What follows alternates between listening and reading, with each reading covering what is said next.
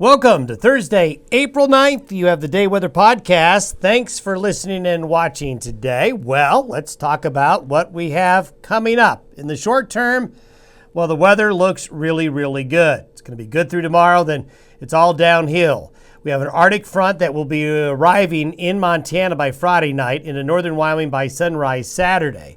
But enjoy really good weather the next 2 days. If you can get outside, if you need to do some chores outside, stock growers take advantage of the next couple of days. Then we've got this huge drop in temperatures with snow likely in most areas on Easter Sunday. It is going to snow over most of this region on Easter Sunday. Cold is going to persist for at least a week or more. Spring, folks, I'm afraid to say, could be on hold until May.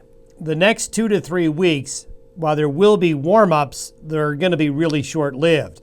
Stock growers, I can't stress strongly enough, our confidence is very high. Take precautions to protect young and weak livestock, really beginning in northern Wyoming Friday night in southern Montana, then the entire region Saturday night, Sunday, and into Monday, with more bouts of snow and cold maybe developing midweek. This is where we're going to be today with the jet stream pattern. The ridge is up in the Gulf of Alaska, but the colder flow is staying off to our east.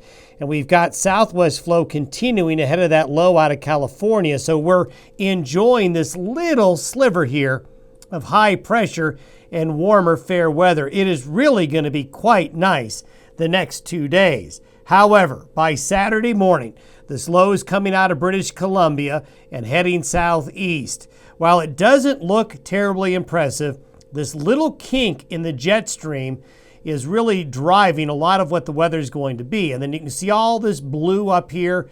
This is all just extremely cold air that's going to come south right into the heart of the Rockies and the high plains. Now that's by Saturday morning. By Sunday afternoon, that British Columbia kink in the jet stream is right there. There's another one right behind it. And look, there's another one there. Then the Gulf of Alaska ridge is well entrenched.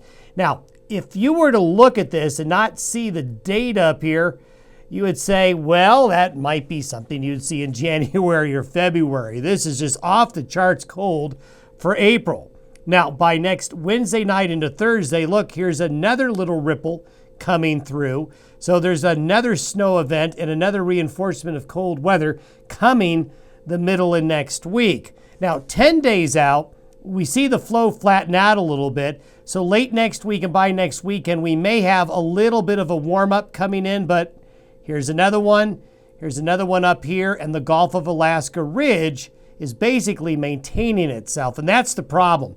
As long as that Gulf of Alaska ridge is going to be up there, the door to Canada is open. And look at this.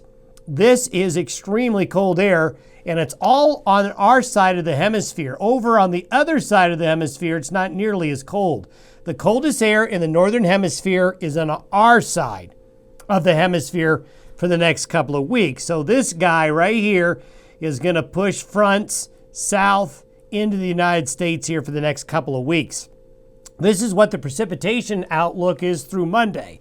This doesn't include what's coming the middle of next week because there's another round of snow coming, but that pattern looks very similar to what you've seen all week during this podcast, that northwest to southeast flow. And a lot of these areas that are blue here are going to see quite a bit of snow.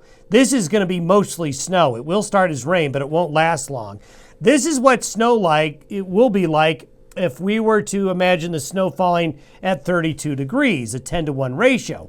Pretty impressive, and you can see the front range of Colorado, northeast Colorado, all of Nebraska, all of Wyoming, western South Dakota, southern Montana, getting into the mix. Now, with the air being really cold with this, we could use another formula for snowfall. It's called Kuchera, and it shows that we could have snow amounts that look like this through Monday afternoon. It's probably going to be between these two. Take the average. So you could see that we're looking at 3 to 6 inches up to 9 inches with that first ratio. The second ratio, we've got bigger snow amounts. I can tell you the Bighorn Mountains of Wyoming are going to get clobbered. This pattern clobbers the Bighorns. It also is going to bring significant snow to the North Laramie Range. It's going to bring heavy snow to Wyoming's southern mountains and the north central mountains of Colorado. This type of pattern is a big snow producer. Look at the Wind Rivers. So the big snowpack basins are going to pick up a lot of water out of this pattern. These are the forecasted low temperatures for Monday morning. These are in Fahrenheit. Anywhere you see gray, that's below zero. So it's conceivable there's going to be pockets of sub-zero temperatures by Monday morning. Single digits across western Nebraska, most of central and eastern Wyoming. The Front Range of Colorado has got some single digits and lower teens. The cold air does spill onto the western slope as well, so going to be pretty cold over there. Pretty cold out here in Utah along the Wasatch Front. This is a midwinter type outbreak of cold. So for your Easter egg hunt this year, well, it's going to look like that in some areas. So looks like Easter egg hunts may want to be indoors. We'll update you on this storm and this big change in the weather tomorrow. In the meantime, have a great Thursday.